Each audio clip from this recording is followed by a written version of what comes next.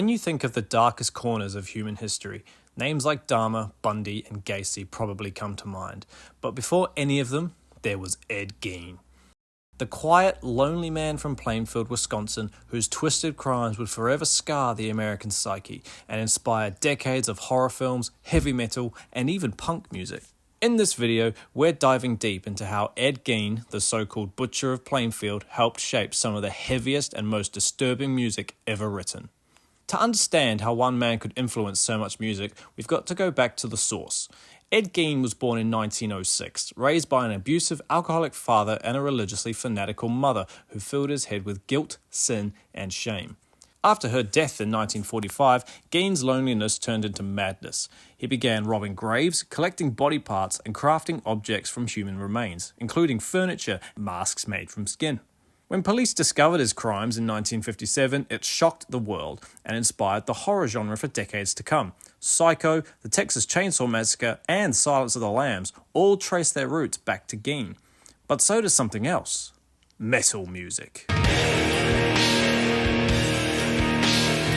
In the late 1980s, the band Macabre created an entire subgenre they called murder metal, songs which are directly inspired from real-life killers.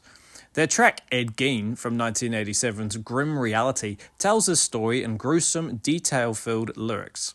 He dug up their graves and took what he'd find. Macabre didn't glorify Gein by any means, they documented him. They treated his life like a horror movie set to blast beats. This started a trend: the idea that real-life evil could be as terrifying and as creatively rich as any fantasy horror.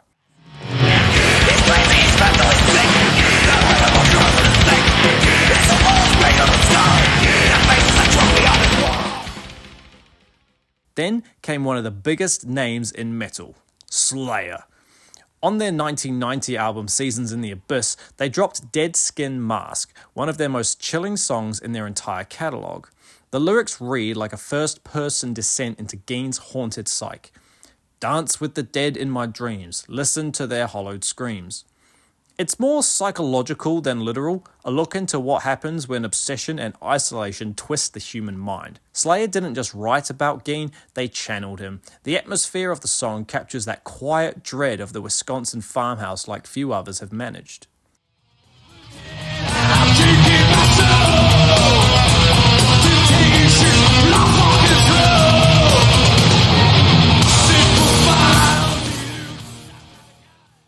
Fast forward a decade, and Gein's shadow hasn't faded.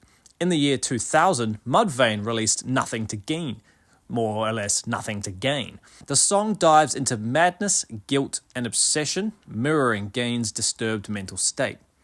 Vocalist Chad Gray's guttural delivery gives its raw, psychological edge, and it's not gore for shock value, it's a look inside mental collapse. Mudvayne took Gein's story and turned it into a metaphor for alienation and decay in modern life, a concept that still resonates with metal fans today.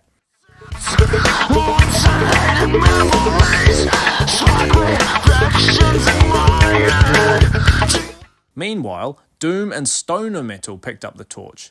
Japan's Church of Misery, a cult favourite in doom circles, built their entire identity around serial killer-inspired songs. Their track Plainfield, Ed Gein, is a heavy, sludgy tribute to the man's eerie hometown. It's slow, grim, and suffocating, like the sonic equivalent of walking through that farmhouse yourself.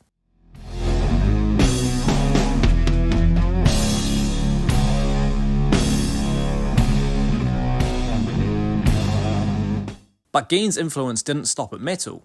Even alternative rock bands like Blind Melon played tribute with Skinned on their 1995 album Soup. It's deceptively cheerful, sung over a ukulele, but the lyrics are straight out of a Gein case file. The contrast between sound and subject makes it even creepier. I'm always feeling evil when I'm sick.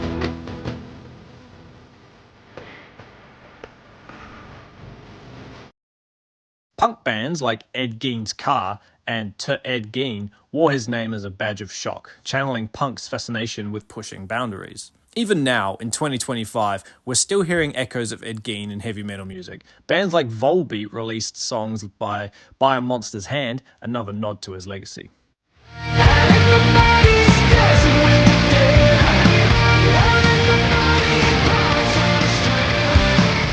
The myth of Gein endures because he represents something deeper, the collision between repression, madness, and the darkness within the human mind.